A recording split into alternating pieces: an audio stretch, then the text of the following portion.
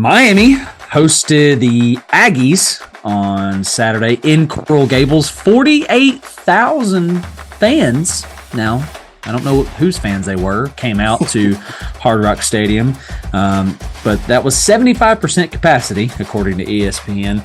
It's just so sad how far the U has fallen in that department. Missed the OB, but Miami takes a big step forward Saturday in the program. Cristobal takes a big step forward in the program. Miami gets a big monkey off their back for their program, for their football team, with a 48-33 win over the Aggies. And the first thing that catches my attention regarding this game is that the over-under was set at 50.5. Man. And Miami hit 48. I bet you I sat right here and I said I'll go under. I bet you I did that. We probably both did. Yeah. Probably both did. And they got to 75. Yeah. Yeah. Well, we whiffed, which is we do quite a bit. Yeah. Large in part because of Tyler Van Dyke, who was 21 for 30, 374 yards, and 5 scores. We've alluded to this a little bit in our previous segments, just talking about how the game has shifted. It's, the NFL is a passing league and college football is becoming a passing game. And you know what? That will do it, Donkey. That will do it. That will indeed do it. I was really impressed with that guy, Van Dyke. Had draft buzz last year, if you'll remember. Yep. And then they went 5-7-ish, and they looked garbage, not ish, just garbage, full garbage. That's how they looked. And I sat here when we previewed this game, and I said, if I liked anything about Miami, it's that they've got Parrish back for his 27th year in college. He's an old veteran. We don't know much about A&M's rush game, even though Wigman, as I heard it pronounced Saturday, looked much improved. Tyler Van Dyke, arguably his full-blown coming-out party, if he's not had one, that welcomed him into that draft status that they talked about. That was it. 374 and 5, like you mentioned. Spreading it around, I mean, look at their top 3 receivers, 6, 5, and 6 receptions apiece. None less than 75 yards. 3 touchdowns for Jacoby George for the U. And they made Texas A&M secondary look rather silly on multiple occasions. The tackling, the space that they created. Just Texas A&M, maybe their woes have flipped from offense to defense, but they don't look prepared to face a lot of the passing attacks that they're going to face this year in Knoxville when they square up with Jackson Dart and Ole Miss. I worry about them in that regard. We heard that was one of their thinner groups, their secondary, and boy, do I really worry about that group. Sure, they can create problems up front. They're fast as get out. Wasn't enough to prevent Miami from going off. For sure. Is it time for us to start considering Miami as a legit threat in the ACC? Well, I'll tell you this. As of right now, I don't care about Clemson's second half against the Eastern version of the Sisters of the Poor and Blind. I don't care about that because of the nature of that game leading up to that point. Who I do care about in the ACC is Florida State and Miami. And we get one of those games in about a week's time, about 10 days' time. Yes. Well, North Carolina is going to be a threat as well. I believe that they are improved, but just touching on those guys just for a second, Power 5 schools, listen to me. Stop scheduling Appalachian State. And if you're going to keep doing it, they're going to write the check, not you. Yeah, facts. Well, what does this mean for the Miami program going forward for this season, for, just the future of the Hurricanes? This is just massive. I mean, they're already winning recruiting battles. We know that their NIL is aggressive. It's as aggressive as A&M's probably is, for that matter. This was like an NIL brand off for that matter in one regard on the field. But I mean, listen, they don't play an opponent that can test them until the middle of October. They played North Carolina on October 14th at North Carolina. We know that home field's not really a thing for Miami anyway.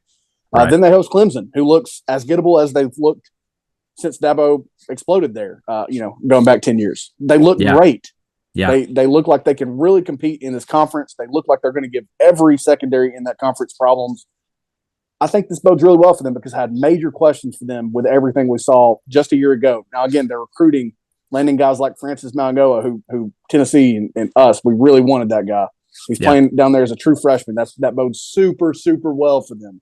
because I wasn't the biggest believer in Cristobal.